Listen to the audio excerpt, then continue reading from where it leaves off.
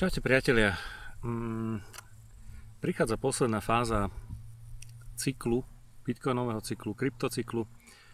Tak teda nejaké cykly ešte zostanú.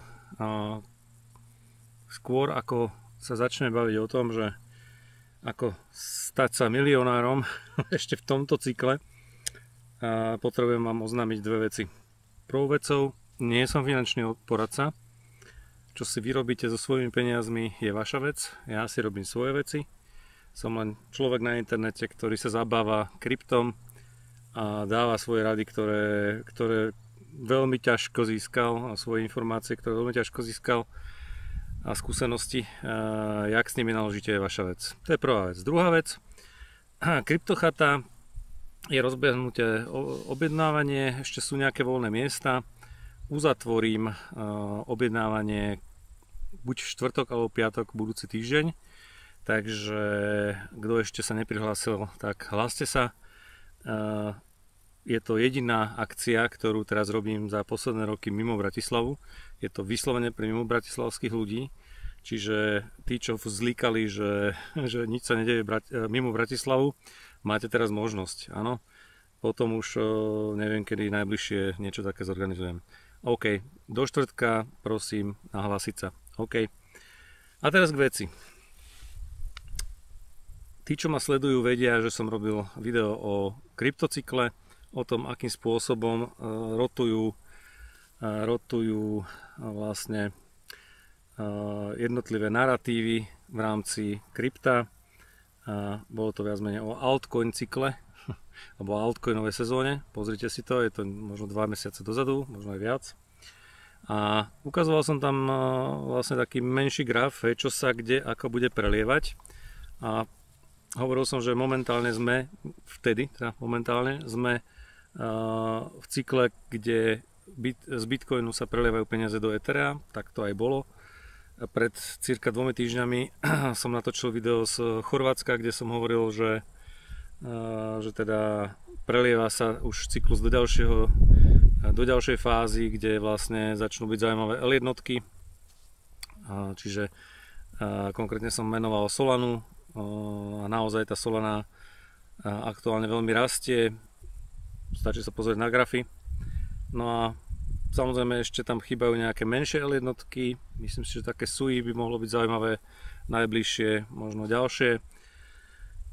No a potom príde tá fáza, kedy vlastne už bude fáza všetkého a práve na tú dnešným videom smerujem.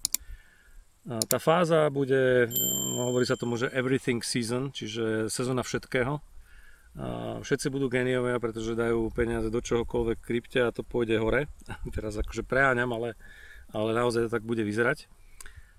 No a to je vlastne fáza, kedy pôjdu hore naozaj tie najmenšie coiny a pôjdu samozrejme aj percentuálne najviac hore.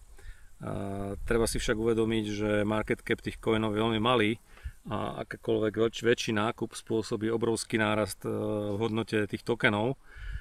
A toto vlastne sa dialo v každom jednom cykle, v každom jednom bitcoinovom cykle.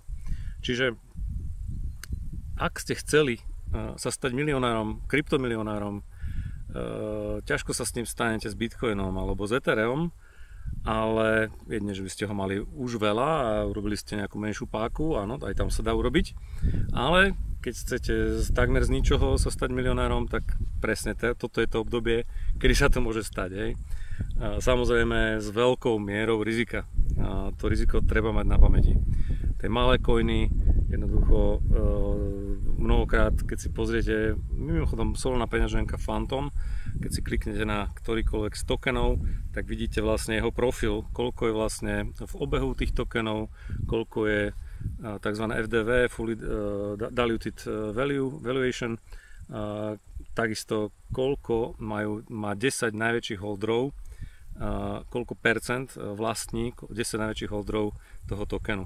To je inak veľmi zaujímavá informácia, pretože to znamená, že tí môžu hoci kedy dumpnúť tie tokeny a vlastne vás úplne potopiť. Nož ale samozrejme, kto neriskuje, nič nezíska. Hovorí sa, že scared money doesn't make money u nás na Slovensku, čiže vystrašené peniaze nezarobia vo voľnom preklade. Čiže ja tiež skúšam vlastne typovať, to je vyslovene typovanie, že ktoré z tých coinov by mohol vyletieť. Samozrejme pozerám sa aj na nejakú utilitu, ale v everything season nefunguje aj nejaké analýzy, nejaké fundamenty alebo niečo podobné vôbec. Tam fungujú naratívy. A keď budete cítiť, že nejaký narratív, ja neviem, AI a nechcete moc riskovať, tak pôjdete do najväčšieho AI coinu, ktorý momentálne je, myslím, že TAO.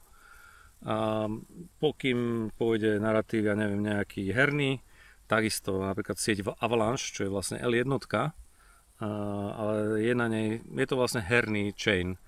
Čiže asi by som išiel do toho Avalanchu a to je akože, teraz nehovorím, že z toho nejaký milión zarobíte, neviem čo toto je, aká bzdocha, ale každopádne, keď bude nejaký herný narratív akurát v platnosti, tak Avalanche pôjde určite hore.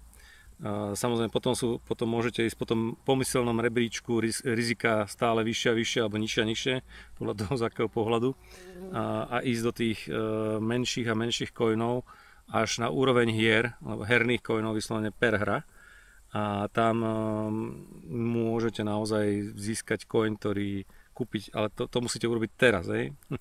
Teraz v tomto období možno 1-2 týždne, 3, možno aj dlhšie, uvidíme, jak to bude.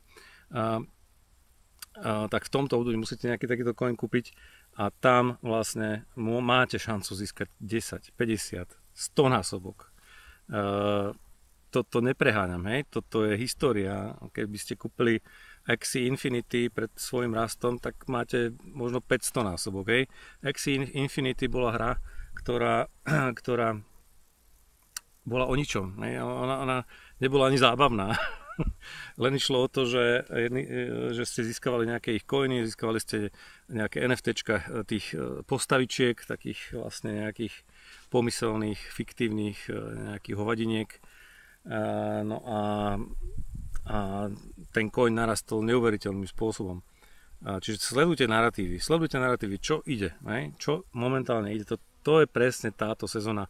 Žiadne DeFi, na to teraz zabudnite na pár mesiacov, na pár týždňov, aj keď aj DeFi sa dá využiť v takejto sezóne a práve najlepšie sa zarába na hlúpostiach, jak som povedal veľakrát už. Čiže vy viete urobiť napríklad range, veľmi široký range, aj na takomto volatilnom asete a zarábať neskutočné APR. Ja vlastne v našej sekcii zlatej uverejním dva takéto pooly, ktoré som si teraz založil naozaj s malým objemom a získavam na jednom z nich 1500 až 2000% APR. Samozrejme chápem rizika, ktoré sú za tým a vy ich musíte chápať takisto. Čiže nechoďte bez hlavu do takýchto vecí. Musíte vedieť, čo sa ako deje. Ponúkam vám aj osobné konzultácie, keď chcete. Môžete sa objednať, dole pod videom sú linky, kde sa môžete objednať na osobnú konzultáciu. Viete si objednať aj školenie, niekedy tam sú termíny, niekedy nie. Každopádne treba to sledovať, keď budú termíny, ja dám vlastne správu, čiže keď si ma subscribnete, tak dostanete správu na YouTube, že sú otvorené nové termíny. OK, napíšte mi pod videom, či budete trošku riskovať v tomto cykle a na konci tohto altcoinového cyklu možno budete milionár, ale možno aj nie. A myslím si, že 90% z nás tým milionárom nebude. Čaute.